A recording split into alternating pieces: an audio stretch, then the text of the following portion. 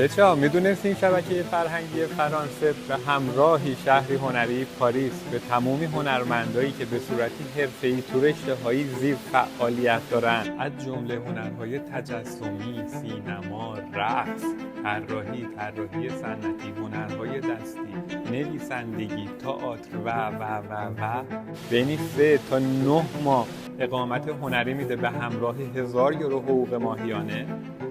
بله،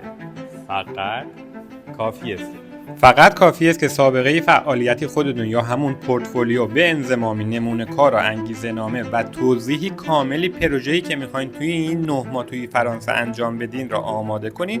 و با فرمی درخواستی که روی وبسایتی رسمی زیر پر میکنین ارسال بفرمایید و منتظر نتیجه بمونین. لازم به ذکر اگه کاری هنری شما در قالبی گروه انجام میشه میتونین به صورت گروهی درخواست بدین. تمامی شرایط و مدارکی لازم برای شرکت تو این دوره و ددلاینی ثبت نام رو تو کپشن نوشتم که اگه یه کامنتی هم بذاری براتون ارسال میشه.